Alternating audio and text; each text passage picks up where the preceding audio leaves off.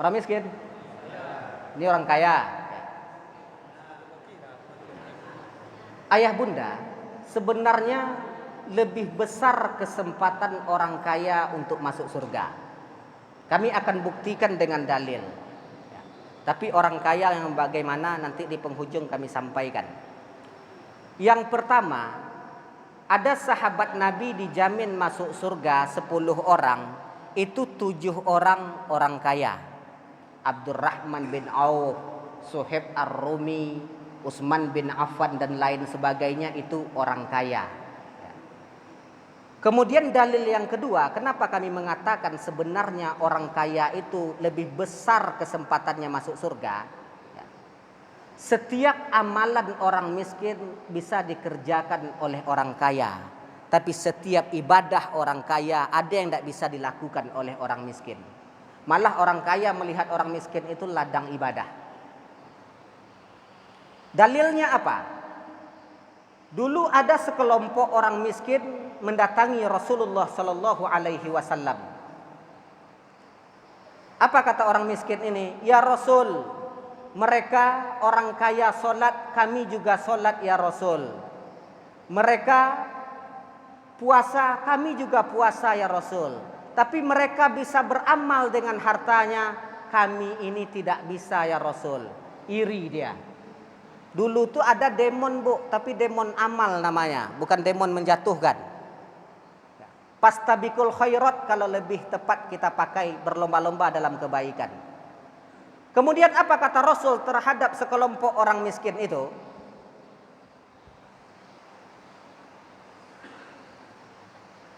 Maukah aku tunjukkan kalian satu amalan? Kalau kalian lakukan amalan ini, maka kalian akan bisa mengejar orang terdahulu dari kalian, dan orang di belakang kalian tidak bisa pula mengejar kalian. Kalau itu kami mau ya Rasul. Apa amalan itu? Maka Rasul mengatakan, amalkanlah zikir subhanallah walhamdulillah wala ilaha illallah Allahu akbar. Senanglah hati sekelompok orang miskin ini ayah bunda. Tidak iri lagi dengan orang kaya dari segi amal. Bisalah kami sama. Ternyata tidak lama setelah itu orang kaya pun tahu tentang amalan ini. Dia pun ikut mengamalkan zikir itu. Datang lagi orang miskin ini kepada Nabi. Ya Rasul, dulu mereka solat, kami solat. Mereka puasa, kami puasa. Mereka beribadah dengan hartanya, kami tidak bisa. Tapi kami ada amalan zikir ya Rasul yang engkau ajarkan. Tapi sekarang mereka juga mengamalkan itu ya Rasul. Apa jawaban Rasulullah Sallallahu Alaihi Wasallam? Zalika fadlullahu liman yasha. Itulah karunia Allah, kelebihan Allah yang Allah berikan kepada hambanya. Kalian tidak bisa lagi mengejarnya. Ini dalil yang kedua ya bunda. Jadi kalau berbicara tentang agama, kita memang harus ada dasar. Ya. Ini dalilnya sebenarnya kesempatan orang kaya masuk surga itu lebih besar. Ayah bunda yang dirahmati Allah Subhanahu wa taala. Tapi orang kaya yang bagaimana? Kita sekarang belajar dari Abdurrahman bin Auf. Orang kaya yang meletakkan dunia itu hanya sekedar di tangannya, bukan di hatinya. Kalau di tangan itu mudah dilepaskan. Kalau di hati sulit dilepaskan. Maka kalau ibu letaknya di tangan laki, itu kalau masalah skoci mudah dilopehkan.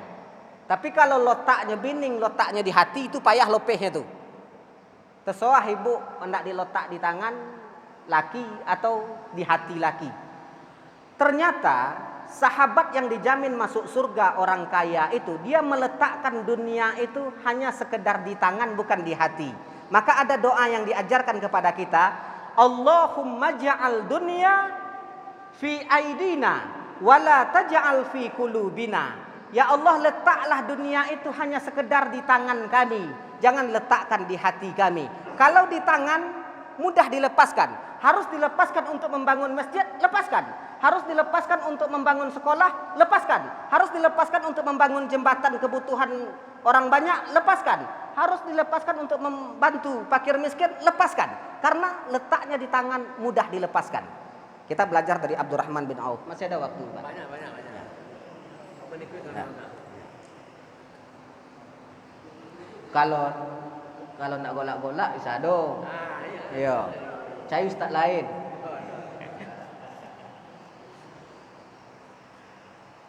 Dek citu golak-golak tadi Bu perlu kami sampaikan, ikhlaslah menerima kebenaran. Kebenaran itu obat. Obat itu pahit. Kalau sabar kita mengkonsumsinya akan menyembuhkan. Tapi kalau udah ikhlas menerima kebenaran, kita akan bisa menerima kebenaran walaupun dari orang lawan kita. Dan kalau kita ikhlas pula menolak kebatilan, kita akan bisa menolak kebatilan itu walaupun keluar dari mulut orang yang kita cintai. Yang penting ikhlas mencari kebenaran. Abdurrahman bin Auf, kayanya Abdurrahman bin Auf ini ayah bunda, kurma busuk petani pun dibelinya untuk membantu. Daripada petani ini rugi, ya kurmanya tidak laku karena kurma banjir, duitnya banyak. Agar terbantu masyarakat, kurma busuk pun dibeli. Berarti kaliber kekayaannya kan luar biasa. Abdurrahman bin Auf hanya meletakkan dunia itu di tangannya. Buktinya apa? Kami akan buktikan. Waktu Rasulullah Shallallahu Alaihi Wasallam hijrah dari Mekah ke Madinah, Abdurrahman bin Auf ini ingin ikut. Kemudian dihambat oleh kaum kafir Quraisy dengan pedangnya. Apa kata Abdurrahman bin Auf? Iza taraktu mali atakhallus sabili, kalau aku tinggalkan hartaku ini semuanya, apakah kalian amankan jalan aku menuju Madinah ikut Nabi? Kalau ku tinggalkan kekayaanku ko sadunya, miko bebaskan lo aku untuk ikut Muhammad hijrah ke Madinah. Apa kata kaum kafir Quraisy saat itu ayah bunda? Kalau abang tinggalkan segala kekayaan bang yang banyak, kau mau poilah bang. Poilah bang dengan selamat, nak kami ganggu do. Apa yang dilakukan Abdurrahman bin Auf ayah bunda? Ditinggalkannya, dilepaskannya demi agama dan akidah. Itu maksudnya dunia itu hanya sekedar di tangan, saat harus dilepaskan, lepaskan. Tapi sampai di Madinah, apakah Abdurrahman bin Auf menjadi orang miskin? Tidak.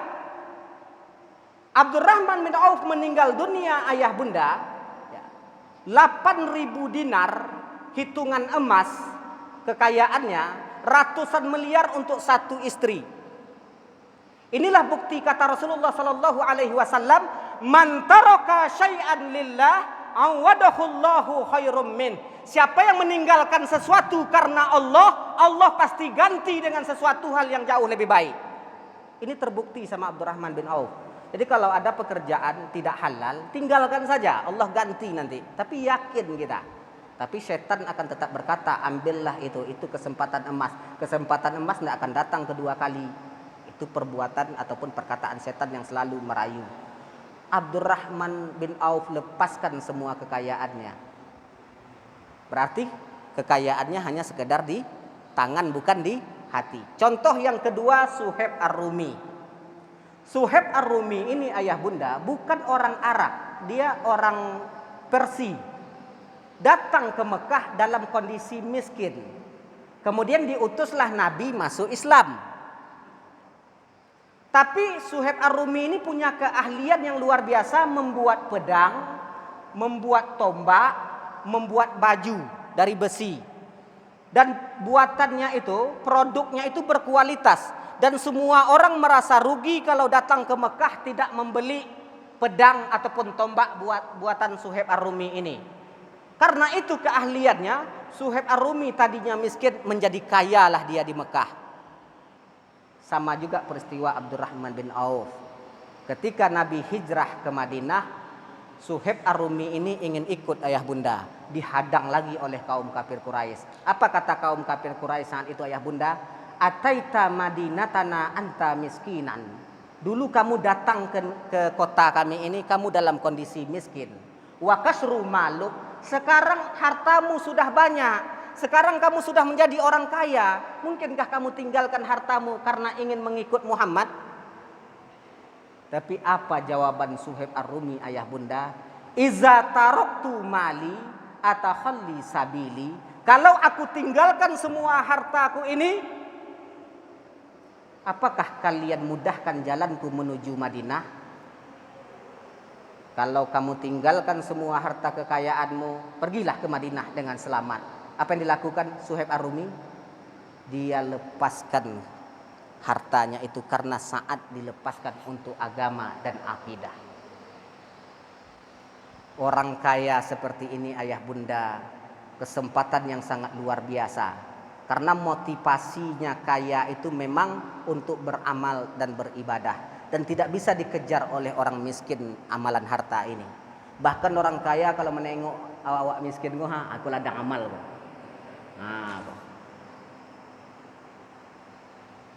Utsman bin Affan ayah bunda, dia korbankan juga hartanya untuk agama Allah Subhanahu wa ta'ala. Maka kesempatan orang kaya untuk masuk surga itu lebih besar sebenarnya. Tapi kalau kita betul-betul menjadikan kekayaan itu untuk ladang ibadah ataupun ladang amal. Ayah bunda yang dirahmati Allah Subhanahu wa ta'ala, kesimpulan pertemuan kita pada pagi hari ini dari sepotong surah Al-Lail ini, terserah profesi kita apapun terserah, dan jangan pernah hina profesi orang. Dan jangan pernah dipermasalahkan profesi orang selagi profesi itu halal. Kemudian pertanyakan kepada diri kita masing-masing, profesi saya sekarang ini, profesi saya sekarang ini. Kemudian apakah profesi kita membuat kita semakin bertakwa kepada Allah atau semakin jauh? Kemudian ayah bunda, sukalah kita berbagi. Berbagi itu ayah bunda bukan karena kita kaya, tetapi karena sudah tertanam suka berbagi. Kalau udah tertanam suka berbagi ayah bunda, kita akan suka berbagi dengan orang lain walaupun sebenarnya kita kekurangan. Makanya dalam Al-Quran, allazina yunfikuna fis sarra'i wad dharra, orang yang menginfakkan hartanya dalam kondisi senang maupun kondisi sulit. Karena dalam Islam kita diajarkan rumus ayah bunda, melapangkan urusan orang lain, jangan tunggu urusan kita lapang dulu. Walaupun urusan kita tidak lapang, maka lapangkanlah urusan orang lain, Allah akan melapangkan pula kesempitan kita. Ini rumus dalam agama. Suka kita berbagi. Kemudian ayah bunda, amalan orang kaya itu zuhud, dan amalan orang miskin itu qanaah. Ini udah terbalik ayah bunda. Kadang amalan orang miskin qanaah, amalan orang miskin zuhud, amalan orang kaya qanaah. Artinya apa? Qanaah itu merasa cukup, merasa puas atas apa yang diberikan oleh Allah. Dikasih 1 juta, alhamdulillah. Dikasih 2 juta, alhamdulillah. Kasih 3 juta sebulan, alhamdulillah. Itu amalan untuk orang miskin. Amalan untuk orang kaya itu zuhud. Apa itu zuhud? Melepaskan apa yang sudah bisa digenggam untuk ketaatan.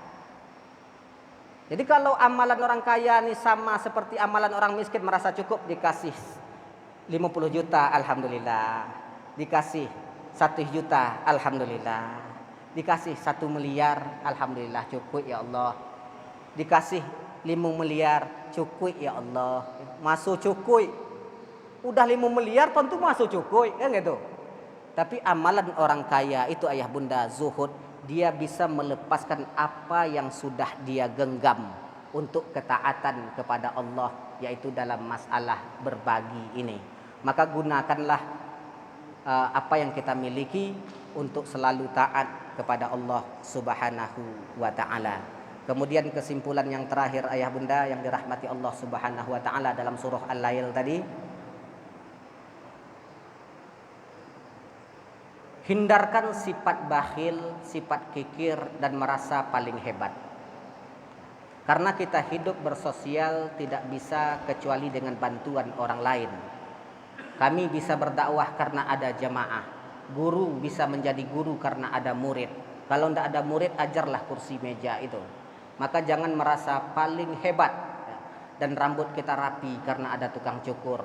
Kita bisa makan beras karena ada petani. Maka ayah bunda yang dirahmati Allah Subhanahu wa taala, jangan kita menganggap remeh orang lain dan jangan kita bersifat bakhil dan merasa paling hebat. Kami tutup dengan sabda Rasulullah sallallahu alaihi wasallam, la yadkhulul jannah man kana fi qalbihi misqala dzarratin min kibir. Tidak akan masuk surga orang yang di dalam hatinya ada benih kesombongan walaupun sebesar biji sawi. Sahabat bertanya kepada Rasulullah, "Ya Rasul, bagaimana sahabat kami ini ada orang yang suka pakai baju bagus, sendal bagus, sepatu bagus, barang branded. Apakah ini bisa dikatakan sombong ya Rasul?" Apa kata Rasulullah sallallahu alaihi wasallam? "Innallaha jamil yuhibbul jamal." Sesungguhnya Allah itu indah dan mencintai keindahan. Orang yang mobilnya mahal belum bisa dikatakan sombong. Orang yang bajunya mahal belum bisa dikatakan sombong. Orang yang sepatunya bermerek belum bisa dikatakan sombong. Apa kata Nabi? Al-kibru, yang dikatakan sebenar-benar sombong itu batarul haq wa ghamtun nas.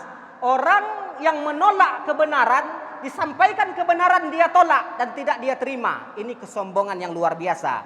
Kemudian wa ghamtun nas, dan menganggap remeh manusia lain. Itulah kesombongan yang sebenarnya. Kalau ada benih kesombongan ini, walaupun sebesar biji sawi, ini cukup menghambat kita untuk masuk surga dan cukup pula menjadi pelicin kita untuk masuk neraka. Na'udzubillah summa na'udzubillahi min zalik. Mungkin ini yang bisa kami sampaikan pada pagi hari ini ayah bunda. Mudah-mudahan tadabbur Quran kita bisa bermanfaat. Kalau ada kesempatannya ayah bunda, ya insya Allah subuh besok ada waktu? Ada. Subuh besok ayah bunda kami ingin mengajak ayah bunda mentadaburi surah At-Takasur. Ya. Kalau dapat ayah bunda kita bawa Al-Quran. Ya. Kita tengok Al-Quran itu pas kami baca dan kami terjemahkan, kita tengok. Dan itu insya Allah lebih masuk ke hati kita. Ya. Kalau bagi ibu-ibu, bapak-bapak yang ingin mentadaburi surah At-Takasur besok ba'da subuh, insya Allah ya, kalau tidak ada Quran yang cukup di dalam masjid ini, bawa Quran di rumah. Bagi kita yang punya handphone bisa manfaatkan elektronik kita yang ada program Al-Quran di dalamnya untuk kita lihat. Dan itu kita lebih fokus dan lebih masuk ke hati. Kami ayah bunda lebih ingin kajian-kajian akhir-akhir zaman sekarang ini lebih kepada belajar, bukan kajian lepas. Karena kajian lepas itu lepas pula, mudah pula lepasnya. Kajian lepas itu mudah pula lepasnya. Maka semakin banyak kajian dibuat, umat tidak berubah. Yakinlah. Maka sistemnya belajar. Kami juga belajar di Mesir ayah bunda. Di mana-mana masjid itu ada kajian. Ada kajian tafsir, ada kajian hadis, ada kajian fikih. Tapi memang betul-betul kajian gitu. Tapi memang kadang-kadang setan ini ayah bunda memang menurut kita kadang-kadang membosankan. Tapi kalau kita ikhlas yang kita cari itu ilmu dan kebenaran, insya Allah akan terasa nikmat. Lambat laun akan terasa nikmat kalau kita belajar. Apalagi yang kita kaji ini Al-Quran ayah bunda. Mungkin ini yang bisa kami sampaikan. Terima kasih atas segala perhatian. Mohon maaf atas segala kekurangan. Astaghfirullahalazim. Assalamualaikum warahmatullahi wabarakatuh. Waalaikumsalam warahmatullahi wabarakatuh. Tentunya pada pagi hari ini kita membicarakan dan kami sangat berharap kiranya yang selama ini dari Ustaz kami selalu mendengar juga kajian setelah pada subuh pada